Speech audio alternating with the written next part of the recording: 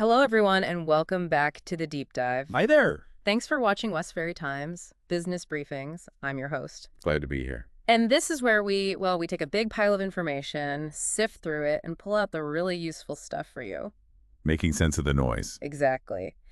And today, we're diving into something pretty major in UK logistics. The recent announcement about DHL e-commerce UK teaming up with Evri. A very significant move, yes. It's definitely got the industry talking. It really has. Lots of questions about what this means for parcel delivery, for competition, the works. Absolutely. A potential reshaping of the landscape. And to help us unpack all of this, we're really pleased to have Dr. Thomas Bennett with us. He's a leading logistics analyst and a senior fellow at the UK Center for Supply Chain Strategy. It's my pleasure to join you. Great. So let's jump right in. This news dropped in May 2025, DHL and Evri. Can you give us the quick overview? What's the deal here? Sure. So essentially, it's a strategic partnership. DHL has taken a significant minority stake in Evri, the company that used to be Hermes UK. Right, Hermes. Got it. But the really key part is that DHL is folding its entire UK e-commerce business into Evri's network. Its entire UK operation. Yes, the whole e-commerce side. And to give you a sense of scale, the combined operation is looking at handling, over 1 billion parcels a year. Wow, 1 billion. And on top of that, a similar number of business letters annually. So overnight, this creates a real heavyweight in the UK market. Okay, 1 billion parcels plus letters, that's huge. So what's the thinking behind it? Why now? What's in it for DHL and what's in it for Evri? Good questions. For DHL, the UK e-commerce market is just incredibly attractive. It's projected to hit, 207 billion turnover by 2020, something like that. A massive market. Exactly. Yeah. So by partnering with Evri, DHL gets immediate deep access to a really established last-mile delivery network across the whole UK. It boosts their domestic game significantly. Okay, so DHL gets the local reach. What about Evri? For Evri, the big prize is tapping into DHL's, vast international logistics infrastructure, their global network. Ah, so it helps Evri go global more easily. Precisely. It enhances their ability to offer international shipping options to their customers. So you see, it's quite complementary. Each side brings something the other needs. That makes a lot of sense, filling in the gaps for each other. Okay, let's get into the operational side. How will this actually work on the ground? How does it change the process of delivering parcels and letters? Well, the main aim operationally is efficiency and integration, streamlining things. Evri was already a huge player. Remember, they handled over 730 million parcels last year. 730 million, right. Now add DHL's UK volume on top of that. By combining forces, the idea is to optimize routes, maybe improve delivery speeds, get better coverage across the board, consolidate those flows. And who's going to be in charge of this much larger operation? How does the leadership look? The leadership reflects the partnership. Martine DeLange, who is Evri's CEO, is leading the combined entity day to day. Okay, so continuity from the Evri side. Yes, but interestingly, Stuart Hill, who is the CEO of DHL e-commerce UK, isn't leaving the picture. He's going to be overseeing the premium DHL network elements. Yeah. So keeping that specific DHL expertise focused. Exactly. It suggests they want to leverage the strengths and experience from both sides, applying them where they fit best. Right. Now, we've also heard quite a bit about big investments in infrastructure, new hubs and so on. How does that fit into this picture? Oh, absolutely crucial.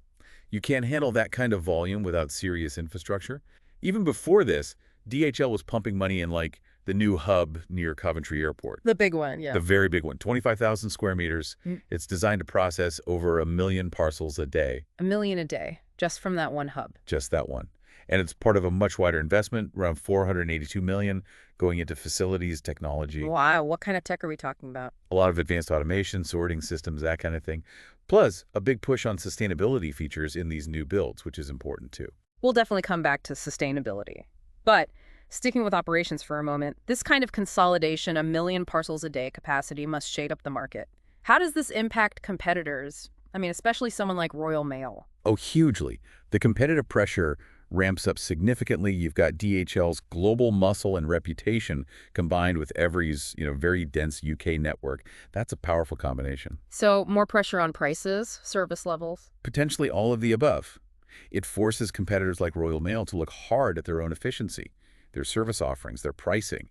It could spur innovation across the sector, which isn't necessarily a bad thing for consumers. True. But with such a big player emerging, are there any regulatory concerns? Will regulators be watching this closely? They certainly will. Now, it's important to remember this isn't a full merger or takeover. It's a partnership with a minority stake. Right, not a complete buyout. But regulators will still monitor the impact. They'll be looking at market competition, making sure it remains fair. They'll watch service standards, ensuring quality doesn't drop, and also the effects on employment within the sector. So keeping an eye on fair play and consumer impact. Exactly. Protecting consumer interests and ensuring a healthy competitive market are the main priorities for regulators here. Okay. Looking forward then, what are the big strategic goals for this combined DHL Evri operation? What are they trying to achieve, say, in the next 5 years? Well, the obvious goals are, first, grabbing more market share. Second, improving delivery performance, speed, reliability, the whole package. And third, as we touched on, really pushing the sustainability agenda. And haven't they set some specific targets? I thought I read something about parcel volume. Yes, Evri specifically has stated a public goal of reaching 1 billion parcels handled annually by 2030. Back to that billion number again. It's clearly a major benchmark for them, and achieving that requires continuous investment in tech, in those hubs we talked about, and crucially, in people. Right, the workforce. You mentioned investment in people. There's been talk of recruitment drives. Yes, quite substantial ones. Evri announced plans to hire around 9,000 new staff across the UK. 9,000, wow, what kind of roles? The bulk of that, about 8,000, are planned to be couriers, the people actually delivering the parcels, and then another 1,000 roles in warehousing, logistics support, that sort of thing. Where are they focusing this recruitment? They've mentioned specific areas expecting growth, like Scotland, Bury St. Edmunds, Plymouth, Gatwick area too. It shows they're gearing up for that increased volume across the country. Okay, a big expansion of the workforce to match the operational scale. So let's bring it down to the individual level. For you, the listener, ordering things online, sending packages, what changes might we actually see or feel from this? Well, the aim, certainly, is for a better customer experience. Combining DHL's strengths, like perhaps more sophisticated tracking or international options, with Evri's existing widespread network, could lead to, well, more delivery choices. Like more flexible time slots, maybe? Potentially, yes.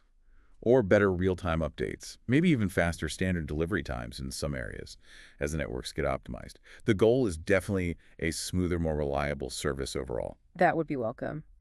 Now, you mentioned sustainability earlier and the new hub having green features.